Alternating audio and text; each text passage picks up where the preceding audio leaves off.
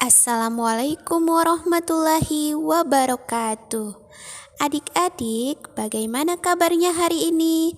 Alhamdulillah, baik, sehat, cerdas, ceria. Pada pembelajaran hari ini, materi yang akan kita pelajari yaitu tema 4, hidup bersih dan sehat, subtema 3, hidup bersih dan sehat di tempat bermain. Adik-adik sudah siap belajar? Nah, kita awali dengan membaca doa belajar ya. Bismillahirrahmanirrahim. Rabbi zidni ilman warzuqni fahman. Rabbi srohli sadri wa yassirli amri wahlul uqdatam min lisani yafqahu qawli. Doa diberi kemudahan. Allahumma yassir wa la tu'assir. Ya Allah, berilah aku kemudahan dan jangan kesulitan. Ayo mengamati. Dayu dan teman-teman mendapat tugas sekolah. Mereka ditugaskan menggambar lingkungan dan benda-benda di sekitar. Dayu dan teman-teman sepakat mengerjakan bersama. Mereka menggambar di taman sekitar kompleks. Taman tidak jauh dari rumah Dayu.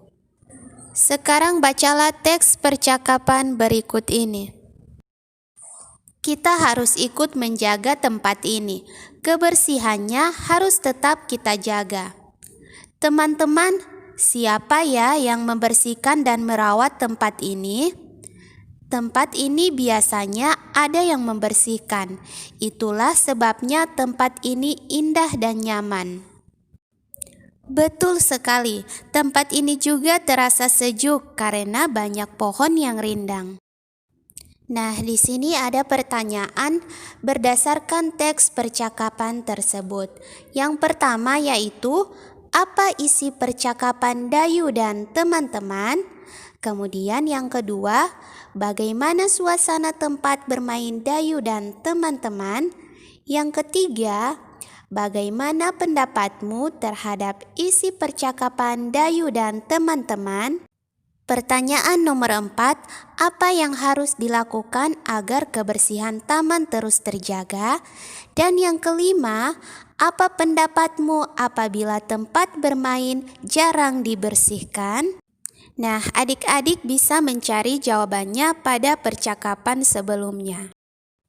Selanjutnya, ayo membaca. Tempat bermain yang bersih.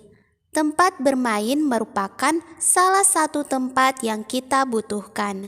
Di sana kita bisa bermain dengan teman-teman. Tempat bermain juga bisa dijadikan tempat belajar dan rekreasi. Oleh sebab itu, kebersihannya harus kita jaga dengan baik.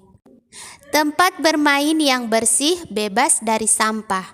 Jika tempat bermain bersih, pengunjung akan sehat. Kebersihan adalah pangkal kesehatan. Oleh sebab itu, jika ingin sehat, kita harus menciptakan lingkungan yang bersih. Ciri-ciri tempat bermain yang bersih yaitu yang pertama, tidak ada sampah, genangan air, dan kotoran yang berceceran. Kemudian yang kedua yaitu memiliki udara yang bersih. Selanjutnya yang ketiga, memiliki tempat sampah di beberapa tempat.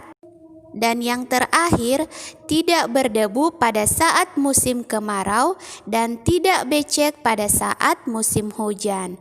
Nah, itulah ciri-ciri tempat bermain yang bersih dan sehat. Selanjutnya, ayo berkreasi. Dayu dan teman-teman mulai menggambar. Mereka membuat karya 2 dimensi. Contoh karya 2 dimensi adalah gambar atau lukisan. Nah, di sini ada contoh gambar dan lukisan. Untuk menggambar dan melukis, apa saja alat dan bahan yang digunakan? Nah, di sini ada beberapa alat dan bahan yang digunakan untuk menggambar ataupun untuk melukis. Selanjutnya, ayo membaca. Bacalah teks berikut ini. Tempat yang bersih, aman untuk bermain. Tempat bermain harus bersih agar aman untuk bermain. Sampah, genangan air, dan kotoran harus dibuang karena dapat mendatangkan penyakit. Genangan air akan menjadi sarang nyamuk yang dapat menggigit manusia. Gigitan nyamuk tertentu dapat mengakibatkan penyakit demam berdarah. Keselamatan bermain juga dipengaruhi oleh kebersihan lingkungan. Pecahan kaca dan kerikil yang berserakan harus dibuang. Jika terkena dapat mengakibatkan cedera. Oleh sebab itu, jika ingin bermain aman, kebersihan lingkungan harus diperhatikan. Tempat yang bersih membuat bermain menjadi aman dan nyaman. Nah, adik-adik, salah satu tempat bermain yang harus diperhatikan kebersihannya yaitu lapangan sepak bola. Bermain sepak bola ada caranya. Sebelum bermain harus melakukan pemanasan. Salah satu bentuk pemanasan adalah dengan melenturkan tubuh. Melenturkan tubuh berguna untuk menghindari cedera saat bermain. Gerakan melenturkan tubuh dapat dilakukan dalam bentuk permainan, misalnya saja mengoper bola dari depan ke belakang. Berikut ini adalah contoh pemanasan melenturkan tubuh yang dilakukan oleh beberapa siswa. Cara melakukannya yang pertama yaitu, bagilah temanmu menjadi beberapa kelompok. Yang kedua, semua anggota kelompok baris berbanjar. Yang ketiga, berdiri tegak dengan kaki dibuka selebar bahu. Kemudian yang keempat, anggota terdepan memegang bola dengan kedua tangan. Selanjutnya yang kelima, oper bola lewat atas kepala dari depan sampai ke belakang. Yang keenam, lakukan perlombaan dengan kelompok lain. Dan yang terakhir, kelompok yang paling cepat mengoper bola sampai ke belakang adalah pemenangnya. Nah, adik-adik, dalam permainan mengoper bola dari depan ke belakang membutuhkan kerjasama yang baik. Sikap kerjasama yang baik pantas untuk ditiru. Kerjasama merupakan perwujudan sikap persatuan. Berikut ini adalah contoh persatuan yang ditunjukkan oleh beberapa siswa dalam suatu permainan. Jadi kerjasama merupakan perwujudan dari sikap persatuan yang terdapat dalam Pancasila, sila ketiga, yaitu Persatuan Indonesia.